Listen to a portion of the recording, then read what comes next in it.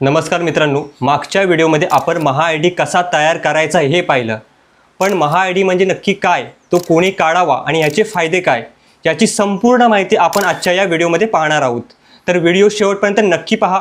चॅनलवर नवीन असाल तर चॅनलला सबस्क्राईब करा, कारण अशाच इन्फॉर्मेटिव्ह व्हिडिओ मी तुमच्यासाठी घेऊन येत असतो. तर सर्वप्रथम महा आय डी म्हणजे काय, तर महा आय डी म्हणजे महाराष्ट्र शासनाने तयार केलेला एक युनिक डिजिटल आय डी आहे. एक नागरिक एक महा आय डी या संकल्पनेवर ही प्रणाली तयार करण्यात आली आहे.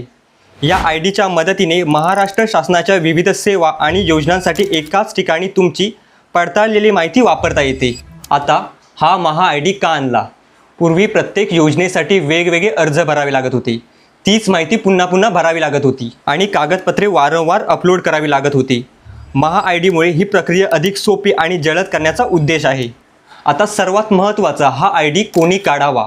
जर तुम्ही महाराष्ट्रातील नागरिक असाल आणि महा DBT, शिष्यवृत्ती, सरकारी योजना किंवा भविष्यातील ऑनलाईन शासकीय सेवांचा लाभ घेणार असाल तर महा आय डी तयार करून ठेवणे फायदेशीर ठरू शकते.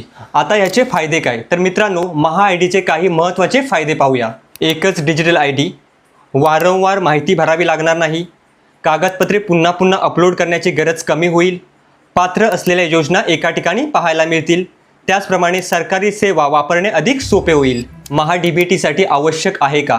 सध्या अनेक सरकारी सेवा महा यशस्वी आणि महा DBTशी जोडल्या जात आहेत. त्यामुळे महा आय डी तयार करून ठेवणे पुढील काळात उपयोगी ठरू शकते. मात्र कोणत्या विशिष्ट योजनांसाठी तो आवश्यक आहे की नाही हे त्या योजनांच्या नियमांवर अवलंबून असते. तर मित्रांनो, जर तुम्ही अजून महा आय डी तयार केला नसेल तर त्याची संपूर्ण प्रक्रिया मी आधीच चॅनलवर अपलोड केली आहे. त्याची लिंक डिस्क्रिप्शन आणि कमेंट बॉक्समध्ये दिली आहे, तर तुम्ही तिकडे जाऊन पाहू शकता.